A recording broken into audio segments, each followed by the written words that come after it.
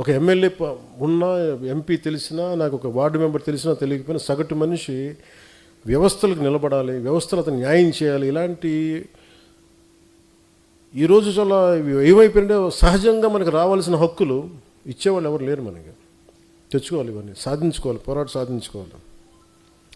ఇలాంటి 100 సమస్యలు ఇవన్నీ కూర్చోబెట్టి నన్ను ఆలోచించి ప్రేరణ కలిగించి ఇక్కడ దాకా తీసుకొచ్చింది. నన్ను నువ్వు ముఖ్యమంత్రి అవ్వలేదు చావు కొట్టేశారు ఈ మధ్యన. అసలు మన సామాజిక పరిస్థితులు ఎలా ఉంటాయి చెప్పండి.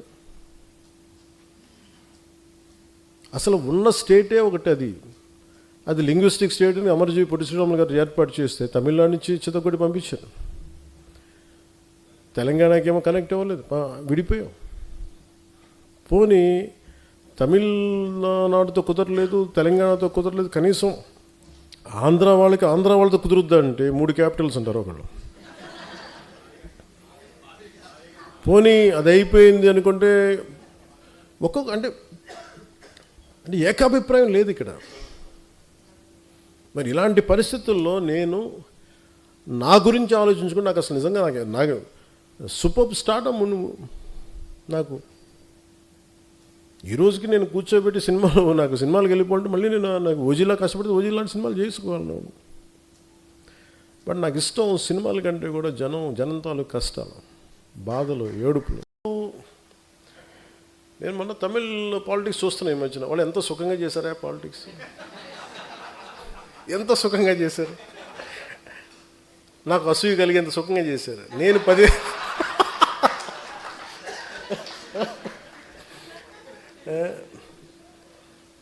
కటౌట్లు పెట్టుకుంటే గెలిచేశారు.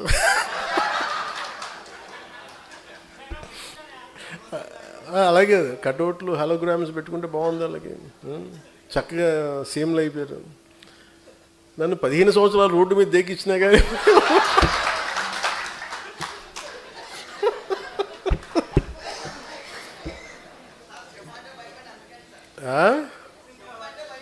నువ్వేం చేసావు నీ కులానికి మాట్లాడుతూ ఉంటారు. నేను ఎప్పుడన్నా కుల నాయకుడు నేను చెప్పాను అసలు ఎప్పుడన్నా నేను?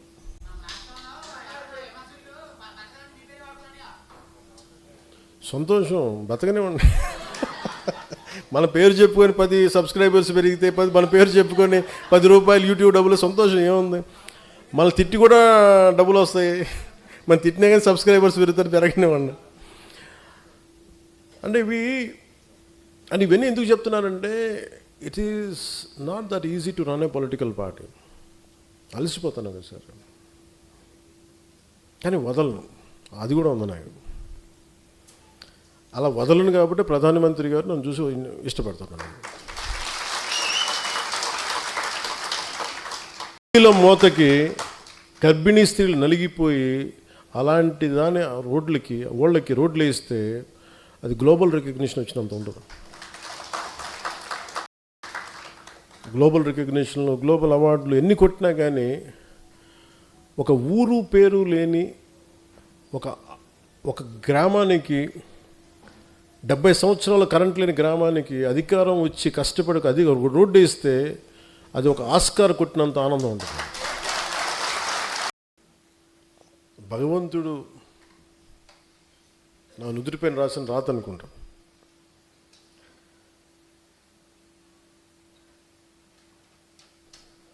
చాలా బాధ్యతతోటి ఏదో నాకు చాలాసార్లు చెప్తుంటాను, పదవుల గురించి కాదు, వీటి గురించి కాదు. మరి పదవుల గురించి కాకపోతే నువ్వు ఎందుకు వచ్చావు అని మాట్లాడుతూ ఉంటారు కంటెంపరీ పొలిటికల్ లీడర్స్ అంతా. నేను ఒక ఓల్డ్ టైమర్ని, ఫ్రీడమ్ స్ట్రగుల్ని కథలు చదివి స్ఫూర్తిని చెందినవాడిని, ఒక భగత్ సింగ్ కథలు చదివి ప్రేరణ పొందినవాడిని. భగత్ సింగ్కి ఏ పదవి ఉంది? మనం గుండెల్లో పెట్టుకున్న స్థానం తప్ప. సుభాష్ చంద్రబోస్కి ఏ పదవి ఉంది? దేశం కోసం నలిగిపోయిన త్యాగం తప్ప.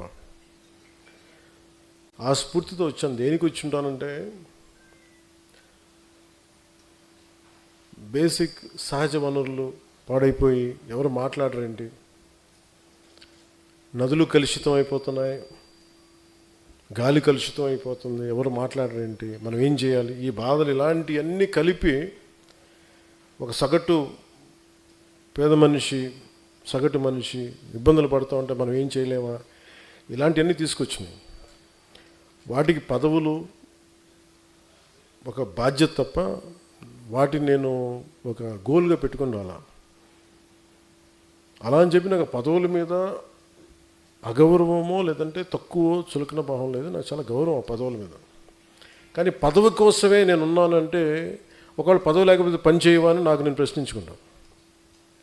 ఇదే హాల్లో 2018 సార్ 19లో ఇదే మన నుడి మన నది ఇక్కడ ప్రారంభించాం. ఆ రోజు మనకు తెలుసా, ఇదే రాజమండ్రి ఒక కీలకమైన ఘట్టం ఉంటుంది. ఇక్కడ ఒక కీలకమైన భారతదేశపు సంబంధించిన పాలిటిక్స్కి ఒక మూలస్తంభం ఇక్కడి నుంచి ఏర్పడుతుంది అని ఆ రోజు మనకే తెలియదు. అలాంటి రాజమండ్రి 2 సంవత్సరాల క్రితం దాదాపు మార్చిలో అనుకుంటాను గౌరవ ముఖ్యమంత్రి గారిని ఆయన జైల్లో పెట్టినప్పుడు అది ఎలాంటి పరిస్థితులు ఉన్నాయో మీ అందరికీ తెలుసు. ఆ రోజున ఏ ఒక్కరు కూడా రోడ్ల మీదకి వచ్చే పరిస్థితి,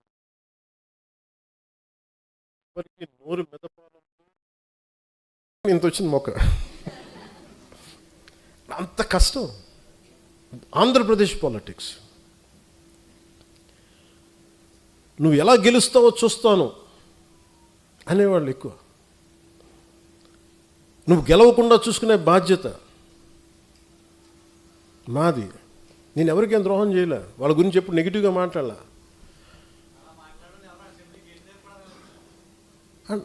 అండ్ నాకు ఆశ్చర్యంగా ఉంటుంది, నేను వాళ్ళకి ఏదైనా ద్రోహం చేసి ఒక మాట అని ఉంటే అనుకోవచ్చు. ఉత్తి పుణ్యానికి నా మీద మనిషి నాకు ఏదో కులంలో పుట్టి తీరాలి కదా, అబ్బా చాయిస్ ఎక్కడ ఉంటుంది. అలాంటిది కూర్చోబెట్టి మొన్న ఈ మధ్యన కూడా ఏదో చూస్తున్నాను, పవన్ కళ్యాణ్ ఎక్కువ ఈ మధ్యన ఎప్పుడు కులాల గురించి మాట్లాడతాడు అంటే కులాల గురించి మాట్లాడి మీరేం మాట్లాడుతున్నారా? కులం అనేది ఒక సామాజిక సత్యం, ఇట్స్ డామ్ సోషల్ ఫ్యాక్ట్, అది సత్యం. అందుకే దాన్ని ఏం చేయలేదు. దానికి మీరు ఓట్లు వేసేటప్పుడు ఈ వార్డులో ఏ కులం ఉంటుందని మీరు అడగరా? నేను అది అందరిలా కాకుండా నేను ఓపెన్గా చెప్తాను అంతే. ఒక సోషల్ డాక్టరింగ్ చేసేవాడు ఎలా మాట్లాడతాడు, ఒక జబ్బు గురించి చెప్పేవాడు ఎలా మాట్లాడతాడు, క్యాన్సర్ ఉందా లేదంటే ఇది ఉంది, ఈ జబ్బు ఉంది, లేదంటే నీ వైటల్స్ ఇలా ఉన్నాయని చెప్తాను. అలాగే నేను మాట్లాడేటప్పుడు కాస్ట్ గురించి చాలా సింపుల్గా చెప్తాను, ఇబ్బంది లేకుండా చెప్తాను. ఎందుకంటే నా లోపల నా కులం అనే భావన లేదు, మన మనుషులు అనే భావన ఉంది నాకు.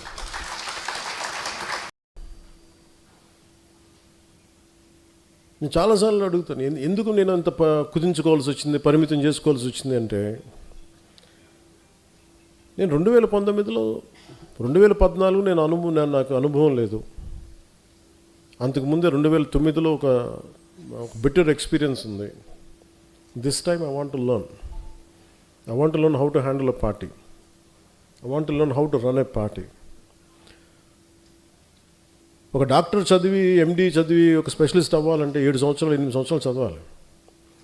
అలాంటిది ఒక పాలిటీషియన్ ఏమవ్వకుండా కూర్చోబెట్టి పార్టీ పెట్టి అయిపోద్ది ఎలా అని నాకు నేను నేర్చుకున్నాను. పాలిటిక్స్ నడపటం, వ్యవస్థ నడపటం, మనుషులు మాట్లాడటం, తిట్టించుకోవటం, ఎదురుదాడి ఎదురుకు కౌంటర్స్ ఇవ్వటం. నువ్వు వస్తే ఎంత చండాలంగా ఉంటుందంటే నీ ఇంట్లో ఆడబిడ్డలను కూడా మేము ఇంత నీచంగా మాట్లాడతాం. మన సంస్కారం వాళ్ళ మనుషులు ఎవరిని అనడానికి ఒప్పుకోదు. ఇవన్నీ తట్టుకొని ఇప్పుడు నన్ను తిడుతుంటే నా మైండ్ ఎట్లా అయిపోయిందంటే రాటు తెలిపోయింది, నాకు లోపల స్పందన పోయింది నాకు. అంటే ఎంత కన్వీనియంట్గా ఉంటాయి పాలిటిక్స్ అంటే, మన ఈ మధ్యన ఒక విశ్లేషకులు ఒక ఆయన, నేను అమిత్ షా గారు మాట్లాడుకుంటున్నామంటే ఆయన పక్కనే ఉండి విన్నట్టుగా మాట్లాడారు. అంటే నాకు ఆయన అంటే చాలా గౌరవం, నాకు చాలా గౌరవం. ఎందుకంటే ఆయన ఇంట్లో పెళ్ళికి కూడా వెళ్ళాను నేను. ఓకే, ఎవరి అభిప్రాయాలు ఉండొచ్చు, నిజంగానే పాలసీ పరంగా మాట్లాడటం విశ్లేషణ వేరు, హియర్సే అనేది విశ్లేషకులు మాట్లాడకూడదు. ఇప్పుడు పలానోళ్ళు చెప్పారు నాకు అథారిటీ, వాళ్ళు ఎవరు చెప్పలేరు. ఈ సభాముఖంగా నేను మీకు ఒకటి చెప్పదలుచుకున్నా, మనకి ఎక్కడ ఉంది పార్టీ నడపడానికి శక్తి? టీవీ ఛానల్స్ ఉన్నాయా మనకి? కనీసం మనకున్న సోషల్ మీడియా హ్యాండిల్స్ అన్నీ నాకు ఏదైనా కష్టం వస్తే అందరూ ఏకాభిప్రాయం మీద ఉంటారా? తమిళనాడులో ఒక హీరో సినిమా చూడాలి అని అంటే అతని అభిమానులందరూ ఏకతాటిపోయినంటే అతను సీఎం అయిపోయాడు ఆయన. ఇక్కడ మన అభిమానులందరూ సినిమా పరంగా ఇష్టపడతారేమో కానీ పాలిటిక్స్ రాగానే కులం వచ్చేసింది, బయట కులానికి విడిపోయారు, కొంతమంది పార్టీలుగా విడిపోయారు. ఎక్కడ ఏకాభిప్రాయం ఉంది ఇక్కడ? మరి ఇలాంటి వైరుధ్యమైన వాతావరణంలో ఎదిగి ఇక్కడ దాకా రావటమే ఒక కొండరాయిని బద్దలు కొట్టుకొని ఒక మొక్క పెరిగితే ఎలా పెరుగు అంత కష్టం వచ్చింది.